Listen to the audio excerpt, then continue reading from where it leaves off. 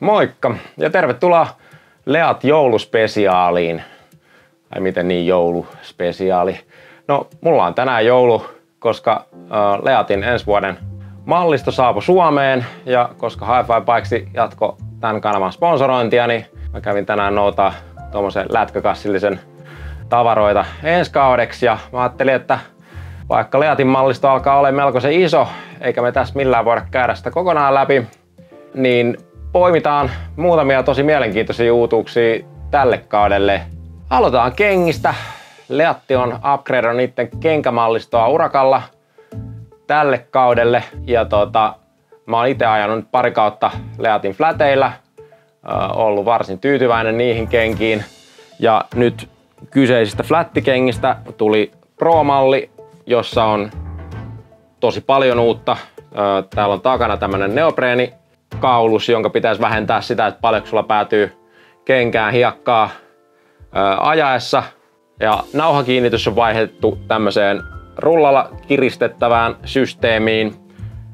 Pohjan kuvio meni kaikissa kengissä uusiksi, eli niitten semmonen juustoraastin kuvio, mikä siellä oli, he kutsuu sitä vohvelikuvioksi, niin ne käänsi sen ympäri, eli sen pitäisi parantaa flättikenkien piikkien grippiä tähän pohjaan. Ja sitten näissä Pro-malleissa on näitten Ride Grip Pro seos, joka on vielä pehmeämpi kuin se niiden muissa kengissä vakiona oleva pohjamateriaali. Nämä kengät vaikuttaa tälle äkkiseltään todella kevyiltä ja hyvän tuntunen kärki ja kantapään vahvistus. Odotan mielenkiinnolla näillä ajamista.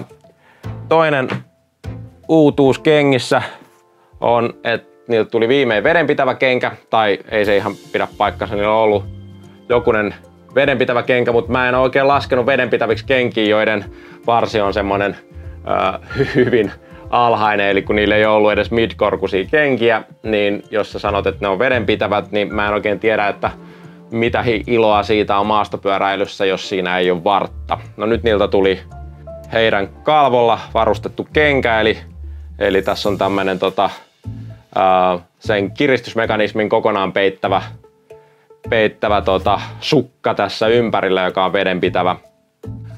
Sama Ride Grip Pro pohja kuin noissa Pro fläteissä.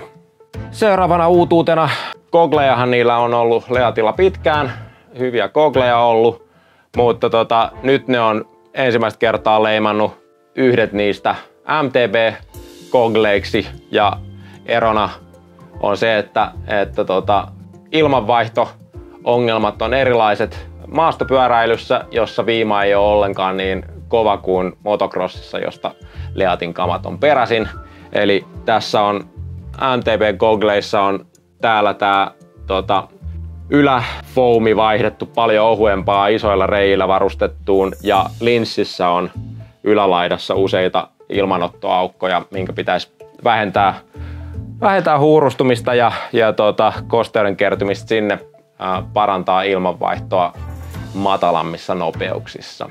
Viime kaudella ne lanseeras tuulenpitävät hanskat ja talvihanskat, jota ne kutsuu Sub-Zeroiksi, eli nollan alapuolella suomennettuna. Ja mä olin tyytyväinen niihin hanskoihin, niitä on tullut paljon käytettyä, mutta mun mielestä se nimi oli pikkusen harhaanjohtava, koska rehellisesti sanottuna niin paljon ei kyllä auttanut mennä nollan alapuolelle ennen kuin niissä tuli kylmä.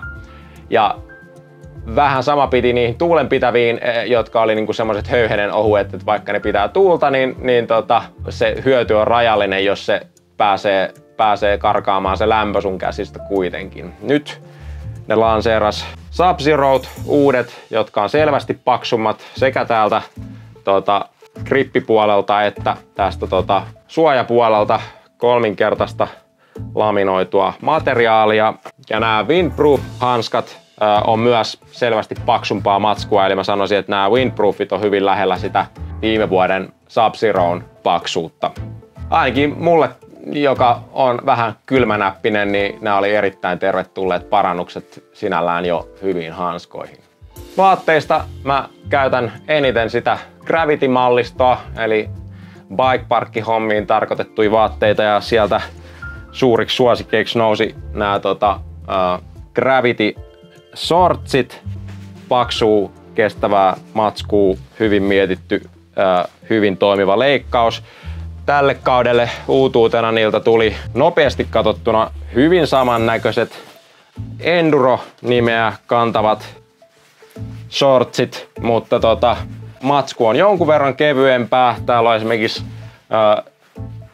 pehvapuolella merkittävästi enemmän tämmöistä hengittävää verkkomateriaalia ja kokonaispaino on jonkun verran alhaisempi, eli hyvä välimalli siihen niihin ihan pehmeisiin köykäisiin trail-shortseihin ja ton raskaamman Gravity-mallin välille. Sieltä voi valkata sitten oman mieltymyksen mukaan, haluuko mieluummin vähän hengittävämpää ja kevyempää vai sitä eniten rääkkäämistä ja kaatuilua kestävää versioa. Mitä sitten Gravity-mallistoon tulee, niin jänskä uutuus, kovasti farkuilta näyttävät, varmasti maistuu monelle freeride-kaverille tällaiset ajohousut, mutta alamäkileikkauksella ja stretchi-kankaalla, eli toisin kuin perusfarkut, niin nämä antaa sopivasti myöden ajaessa. Ja kiristysremmittää laidoilla, ettei tarvitse ajaa vyön kanssa. Viimeisenä uutuutena niiltä tuli niin sanottu monosuitti, eli aikuisten kunnon koko vartalo kurapuku.